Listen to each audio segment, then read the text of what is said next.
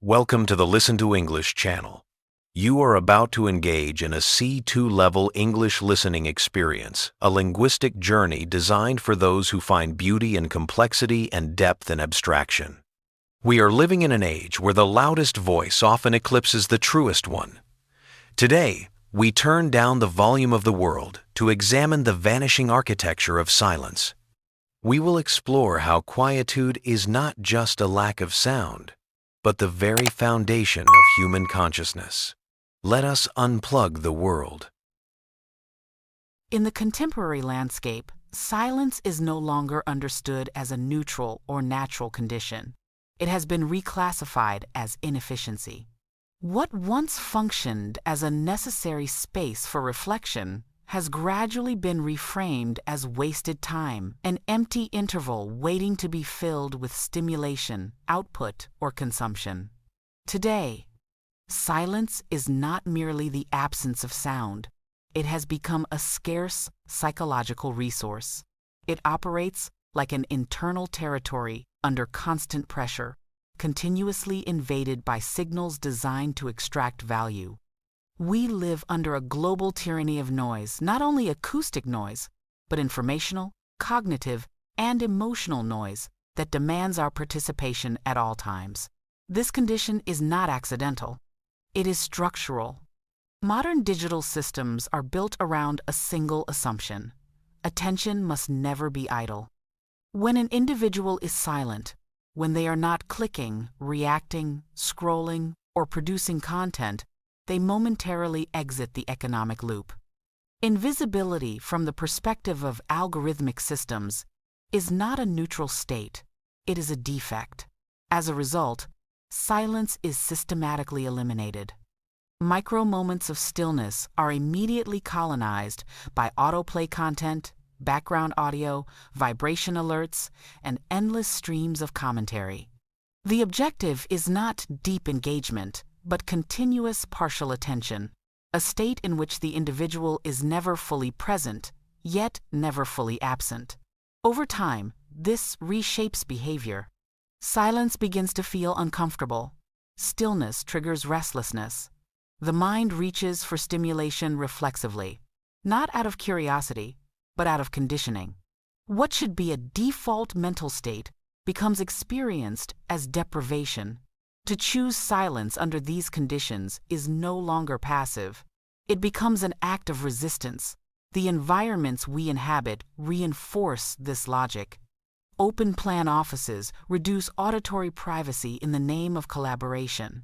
Public spaces are saturated with announcements and background sound. Even moments of transit are engineered to prevent inward attention. These are not aesthetic choices, they are behavioral ones. By eliminating physical and auditory boundaries, society encourages constant outward orientation. The individual becomes an exposed node in a network, always reachable, always responsive, always observable. Internal life in such a system becomes economically irrelevant. Reclaiming silence, therefore, is not about withdrawal from reality. It is about reclaiming authorship over attention.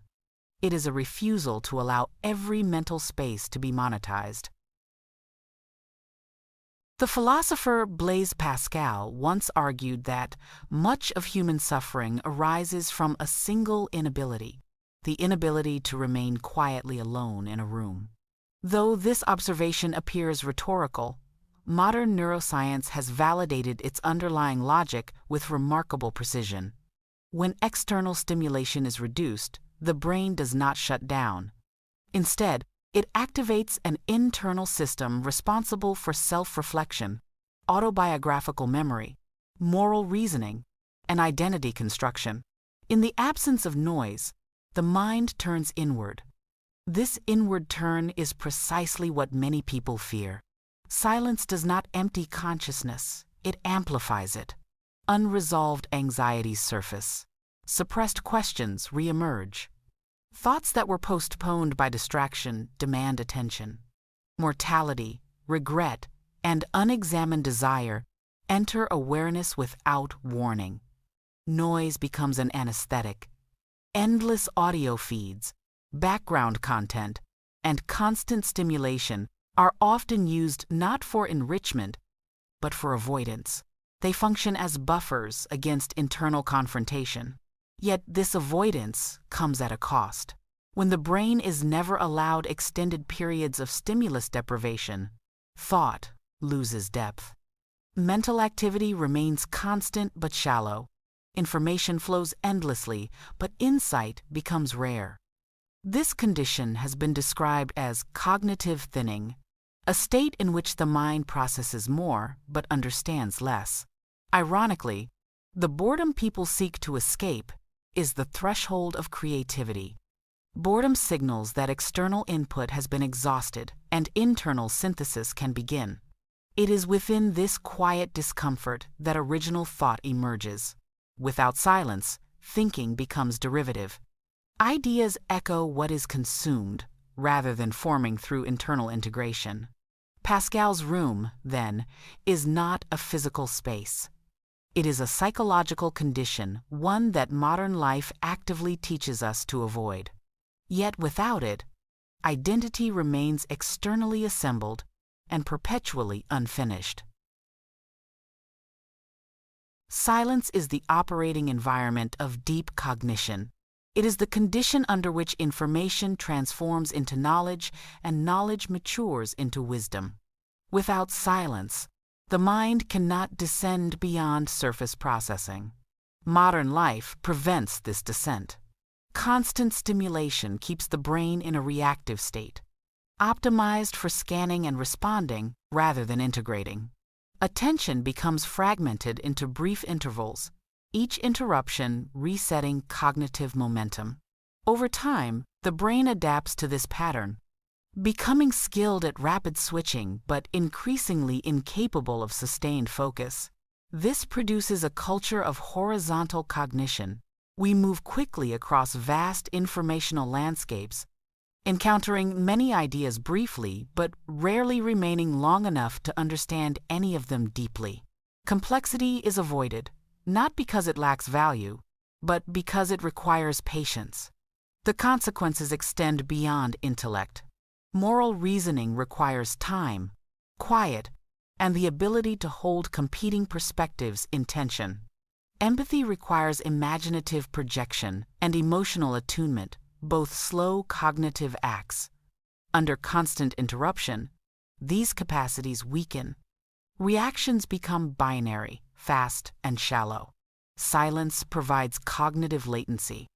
This latency allows meaning to emerge. It creates space for reassessment, pattern recognition, and ethical reflection.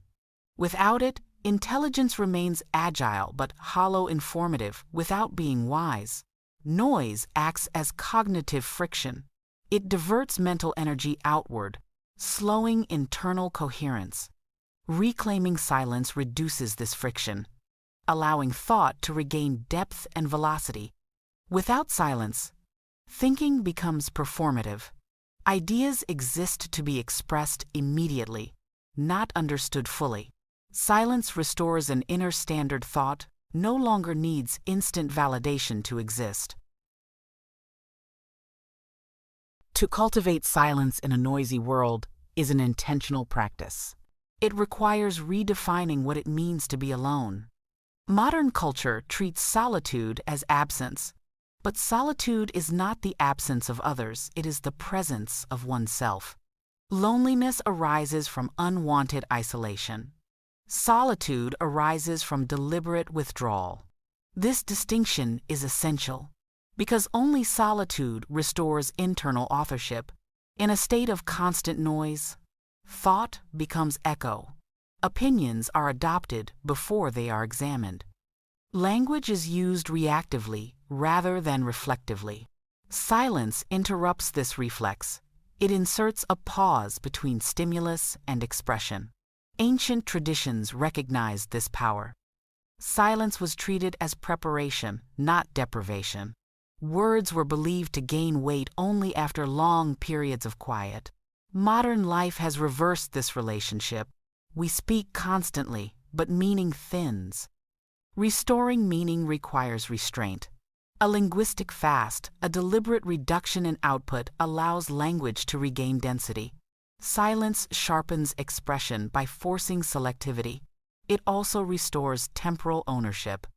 Time expands, no longer divided by alerts and demands, allowing experiences to be integrated rather than merely endured. In solitude, a realization emerges. The narrative of one's life does not need to be written in response to feedback loops. It can be authored slowly, privately, through reflection. Silence feels radical because it withdraws consent from systems that demand constant expression. In silence, the individual stops performing and begins existing without audience. Silence is not a void waiting to be filled. It is the canvas upon which meaning appears.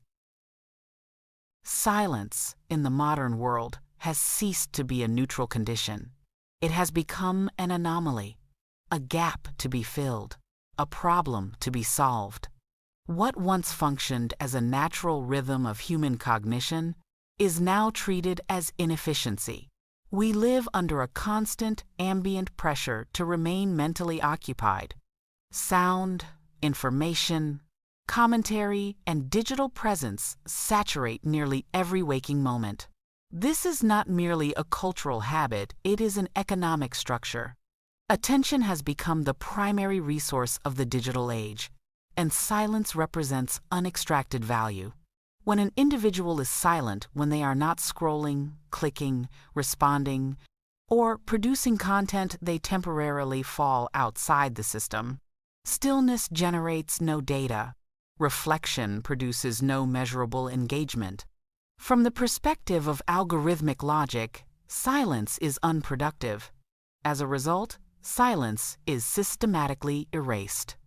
Moments of quiet are immediately replaced by background audio, automatic notifications, or visual stimulation. Even boredom is treated as something pathological, rather than as a natural signal of cognitive transition. Over time, the mind adapts. Silence begins to feel uncomfortable, even threatening. The absence of noise triggers restlessness. This conditioning reshapes attention itself. Instead of sustained focus, we develop a fragmented awareness, constantly shifting, rarely settling. The mind becomes skilled at reacting, but increasingly incapable of remaining with a single thought long enough for depth to emerge. Attention becomes shallow not because intelligence has declined, but because the environment never allows it to stabilize. In such a world, silence becomes an act of resistance, not withdrawal, but reclamation. Silence does not empty the mind. It organizes it. When external input recedes, the mind does not shut down, it turns inward. Memories surface. Unresolved thoughts connect. Internal narratives, usually drowned out by stimulation, begin to speak. This is why silence is often avoided. It confronts us with ourselves without mediation. In noise, identity remains fluid but unstable. Opinions are adopted quickly, discarded just as fast, and rarely integrated. Silence, by contrast, allows identity to consolidate. It provides the temporal and cognitive space necessary for self-reflection. Without silence, thought becomes reactive. We respond before understanding. We express before integrating. We form positions before examining their origins. Over time, this produces a strange condition, a mind full of information, yet lacking coherence. Knowledge accumulates, but wisdom fails to emerge. Silence provides latency. This latency, the pause between stimulus and response, is essential for meaning. It allows the mind to weigh, compare, and contextualize experience. Without it, cognition accelerates but flattens. Everything becomes immediate, but nothing becomes profound. It is within this quiet that deeper cognitive processes operate. Silence acts as a buffer, protecting thought from constant interruption. It allows attention to descend from surface awareness into deeper layers of understanding. This descent is slow, and that slowness is precisely what modern life discourages. Yet, without it, the mind remains perpetually unfinished. At this point, a distinction becomes necessary, one that modern culture often ignores. Creativity is not the same as productivity. Noise increases output. Silence increases originality. A noisy mind can generate content endlessly. It can remix, reproduce, and repackage existing ideas at high speed. But originality requires something else: internal synthesis. And synthesis cannot occur under constant stimulation. When the mind is always consuming, it has no opportunity to integrate. Ideas pass through consciousness without settling. What appears as creativity is often imitation patterns, absorbed unconsciously and repeated with minor variation. True creativity emerges from absence, from boredom, from silence, from the moment when external input is exhausted and the mind is forced to generate internally. This is why boredom has historically preceded innovation. It signals that the mind has reached the limits of consumption and must begin recombination. Noise interrupts this process. By continuously feeding the mind, it prevents the tension necessary for original thought. The result is a culture of high production and low novelty.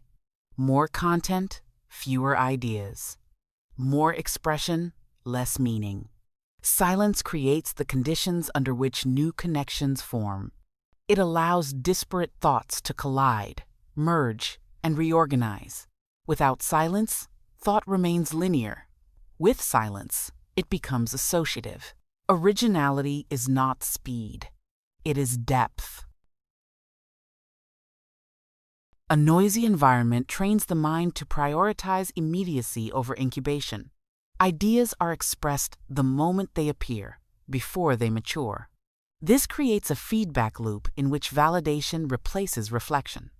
In silence, ideas are allowed to remain unfinished. They evolve slowly, protected from premature exposure. This incubation is essential. Many of the most original ideas feel unclear at first. Noise forces clarity too early. Silence allows ambiguity to persist until coherence emerges naturally. Without silence, creativity becomes performative. Thought exists to be shared, not explored. The inner dialogue collapses into external expression. Over time, the individual loses access to their own creative source, relying instead on external stimulation for inspiration. Silence restores authorship. It shifts creativity from reaction to generation. It allows the mind to return to its original function, not as a receiver of endless input, but as a meaning-making system. In this sense, silence is not the enemy of creativity. It is its precondition. You stayed until the end. That is not a small thing. This was a long, demanding C2 level listening experience, built around abstract ideas and sustained attention. Most listeners do not complete material like this, but you did. You successfully followed complex arguments and stayed focused without shortcuts.